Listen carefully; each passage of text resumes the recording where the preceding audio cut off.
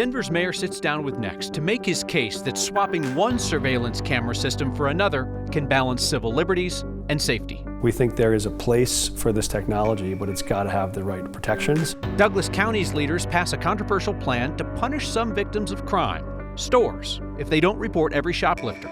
Groups fighting human trafficking in Colorado say a state rep's unsubstantiated claims of pedophiles at the Capitol could have real consequences. And so these really can damage survivors and victims, and it can really make a difference on whether or not people come forward. And a neighborhood in Denver takes a stand against a data center. Yeah, they want us to be the ones that have to deal with it. That's tonight on Next. If Flock watches the news as closely as its cameras watch all of us in the streets, then Flock knew this was coming. The city of Denver is ditching the controversial surveillance camera company for another one. Inconsistencies in Flock's claims about working with immigration agents overwhelmed even the mayor's support for their system. The mayor told our Spencer Soysher today he thinks a new company in charge of the cameras will better balance public safety and civil liberties. Is this a political move to get away from some of the negative PR with Flock? No, I think it is the ability to answer the public feedback people had about what they most were concerned about. Denver Mayor Mike Johnston is pivoting. And so what we wanted to do was put in place the protections to make sure this data was safe. Johnston is dumping Flock for Axon. This summer, Johnston kept the city's Flock cameras on, even after learning Flock put Denver's data on its national network, which the city didn't realize at the time. And then in October, he unilaterally extended the Flock contract a second time, even after we uncovered Flock had a secret partnership with U.S. Border Patrol. Was there a final straw with Flock for you? Oh, I mean, for us it was, we just listened to what the feedback was, and the people that gave us feedback overwhelmingly said, we think there is a place for this technology, but it's got to have the right protections. Axon is newer to the license plate surveillance camera market. It's the same company that does police body cams and the tasers for the city. We've trusted that data with them and it's been used effectively. And explicitly, Axon does not have a national network of cameras that does what Flock does in terms of that database. Johnston says Axon systems will have stronger security protections, but the company does have multiple contracts with the Department of Homeland Security, which ICE falls under. What Axon has used data for, how they store it safely, and their design is built for a Denver-only network. We don't want a national network. Did you trust Flock, and do you trust Axon? I do trust Axon, and I think it's because they have a track record of expertise and of experience with us with these body-worn cameras. Johnston answered part one of that two-part question. I noticed you didn't say an answer to the Flock part of that. Did they lose your trust? I think that we always believed the technology could be used appropriately and fairly. There were things we had to make changes on to improve. I think there were times where we were disappointed and frustrated by things that happened.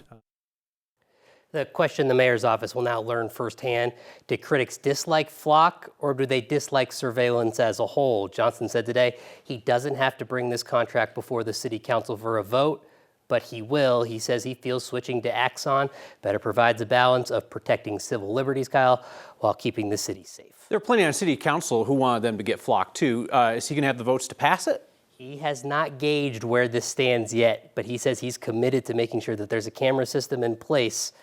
Whether the city council is on board with this one, I don't know. It's clear that he believes in the system. We'll see how we do with Axon. All right, Spencer, thank you. Business owners in Douglas County who are hit by shoplifters could get hit again with a fine if they don't report each shoplifter to the county. Dougco's Republican commissioners passed a plan today to punish some crime victims to get them to encourage more crime reporting. Sarah Marshall Zellinger found one county leader immediately made misleading claims about what this will mean for businesses. Stealing from a store is a crime. And the ordinance is adopted.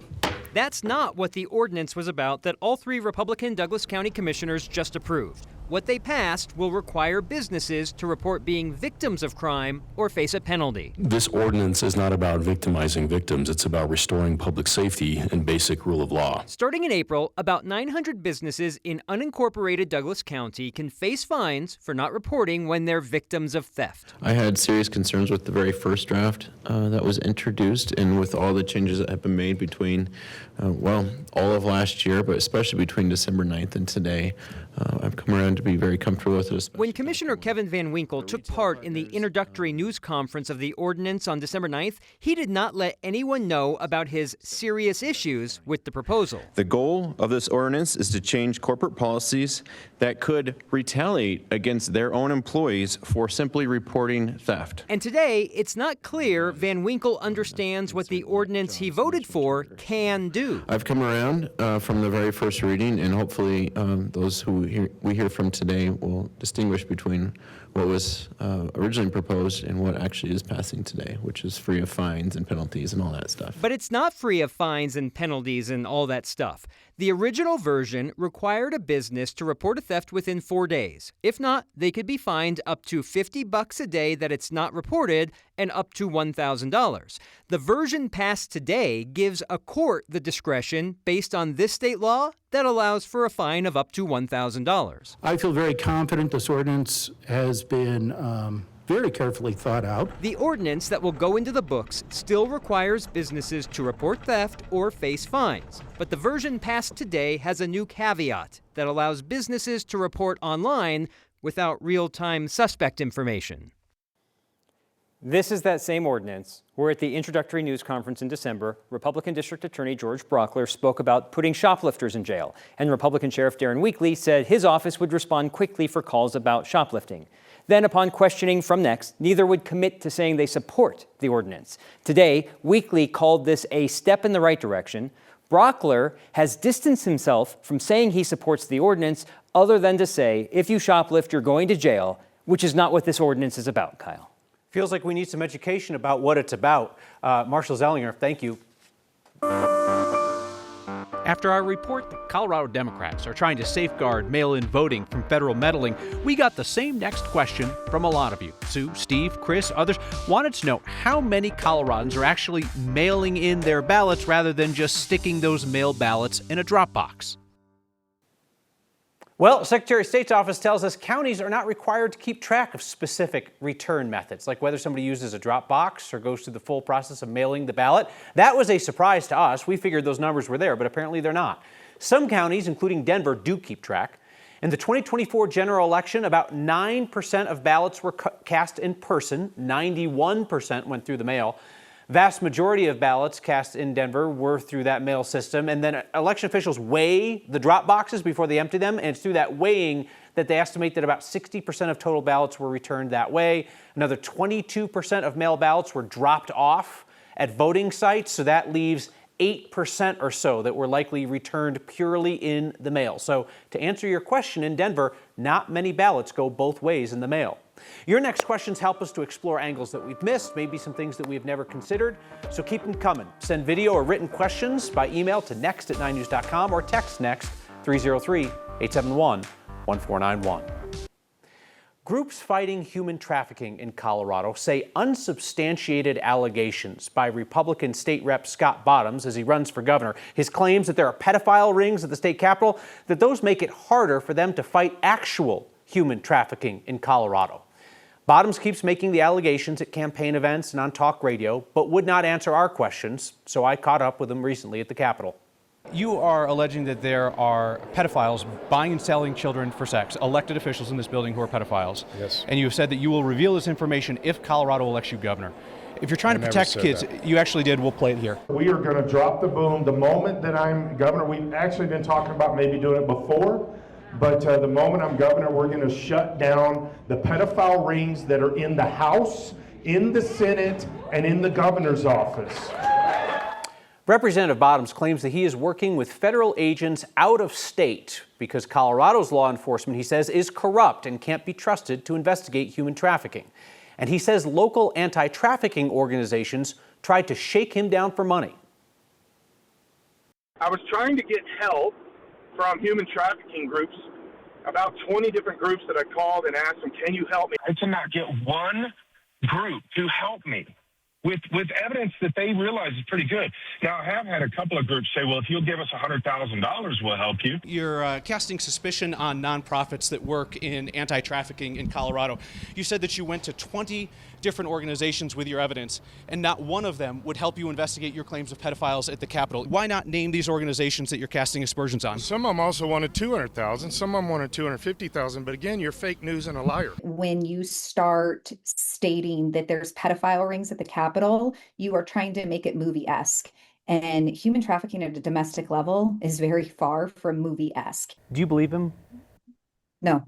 Janelle Goodrich leads Silenced to Saved, a faith-based nonprofit fighting human trafficking in Colorado. She works closely with the local law enforcement that Representative Bottoms claims is corrupt. I want to make sure that nobody feels scared to come forward to law enforcement or hand over information that might save children. We talked with a dozen organizations fighting human trafficking in Colorado.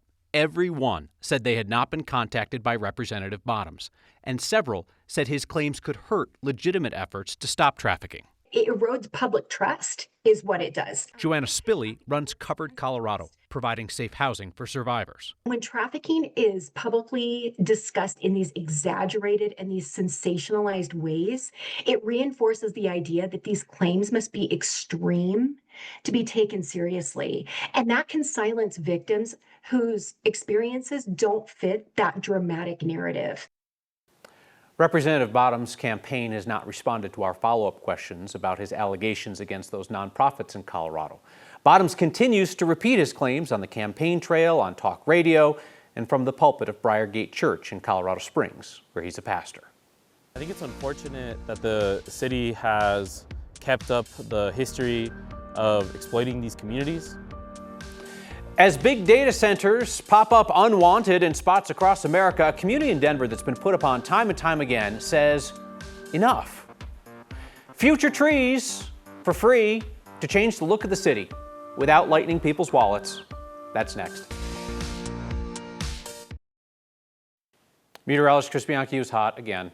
It was hot again. 70 degrees for the 7th time this winter season. That is now a new record for the winter season. We also tied a daily record, 71 degrees today. That's our average high in early May. Our average high for today, 47 degrees, 25 degrees above that today. Fire weather warning for tomorrow, and this will also be extended into Thursday for us across the Eastern Plains. This does include Denver. It will be windier tomorrow in Denver compared to today, though it will be less windy in the mountains and foothills tomorrow compared to today. High wind warning just expired there in the mountains, but we will be gusty tomorrow. Then those winds back off a little bit into Thursday and Friday. Tonight, though, we will get some mountain snow. Winter storm warning here in red. Winter weather advisory along the I-70 corridor. This storm will help out the Summit County mountains. So think Keystone, Breck, A-Basin, a lot of those areas that kind of got skunked last week. They'll do a bit better from this storm. As much as 20 inches possible for us here across our northern mountains. That snow starts up tonight.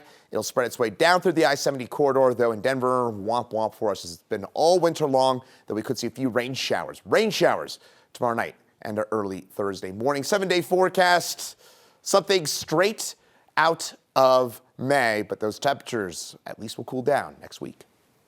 When we ask AI a question like, what is this rash? A data center somewhere whirs to life, getting us an instant answer. Some communities welcome them, others want no part, often in urban areas where land's at a premium and it is low-income communities that are impacted. Our Angeline McCall looks at one such unwanted intruder in Denver. In one of the poorest and most polluted neighborhoods in Denver, Yeah, they want us to be the ones that have to deal with it. organizers are pushing back against yet another development they don't want in Denver's Elyria-Swansea neighborhood. The quality of people's lives here are already less than we deserve, and they're compounding that harm that is very real. Alfonso Espino with the Globeville Elyria-Swansea Coalition says this latest data center being built by company CoreSite at 49th and Race hasn't yet publicly disclosed plans like energy load, water use, or generator plans. But environmental concerns like these aren't new to the people who have lived here for years. Another thing coming into our neighborhood is just another example of exploiting people of color who are perceived to not have political power. Former Denver City Councilwoman Candy Tabaka says it's time to stop putting industries in a neighborhood that put residents at risk. You know, that's why I have been fighting my whole life for this community, because we are truly one of the most exploited communities in the state, but also just generally. This is the most polluted zip code in America. Mayor Mike Johnson announced this week he supports a moratorium on data centers. Think of it less of a ban, more like a restriction until guidelines can be made. These new data centers use more water and more electricity than any other commercial property we have in the city. And so we want to both get feedback from community and figure out a plan that would be beneficial for our long-term climate goals and our community development plans. It won't impact the current development at this site in Elyria, Swansea, but it could impact further development that community organizers don't want in the first place. Honestly, it's really hard to convince people to care about our neighborhood, and that's been our generational fight.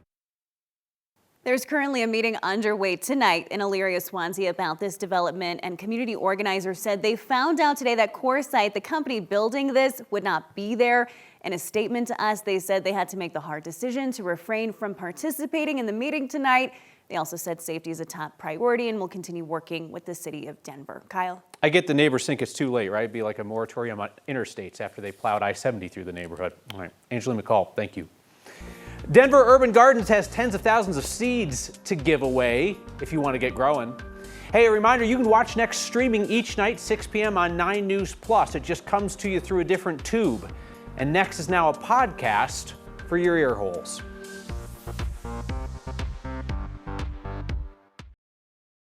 As the price of food continues to climb, one way to help save on grocery bills is to plant a garden. And starting today, you can get those seeds for free from Doug, Denver Urban Gardens. Oh yeah, rutabagas, parsnips, and turnips. Today is the first day that our community seed distribution program is open and available to the public. We're so excited about this program. This is one of Doug's signature programs where we get to kind of share the goodness. We've been doing this program for over 25 years. A lot of distribution centers, retailers, garden centers, they end up donating their seeds because they're not able to sell them the year prior. We make these surplus seeds available absolutely for free to people who might otherwise not be able to purchase seeds at Garden Center. How the gourds. These make birdhouses when you dry them out. They're really good fall fun activities. I'm going to go pick up 10,000 seed packets. So we get tens of thousands of seeds every single year.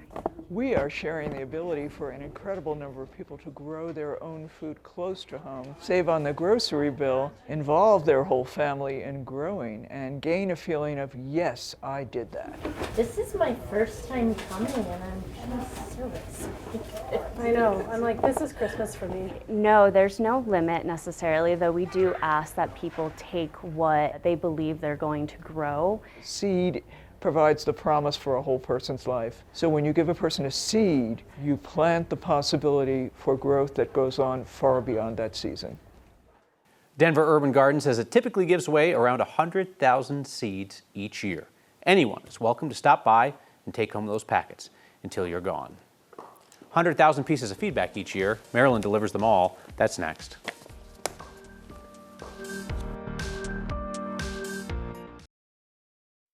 Feedback from Sherman. I do not understand the point of Douglas County's shoplifting reporting. Sherman says, if I own a business in Douglas County and choose not to report a theft, is that not my choice? It's my business, my property, my choice. Sherman, no. It is your property, it is your business, it was your choice. Now it's no longer your choice. Well, I suppose it is if you're willing to risk a fine from the government. But those are the rules. They just changed them today. Denise says, excellent coverage of the dangerous, baseless conspiracy claims by that guy running for Colorado governor, that being Scott Bottoms. I can't tell you that they're baseless. I can just tell you that they're unsubstantiated and that he won't provide evidence. Some of his Capitol colleagues and experts on human trafficking have said that they're dangerous. And as a voter, you should know. See you next time.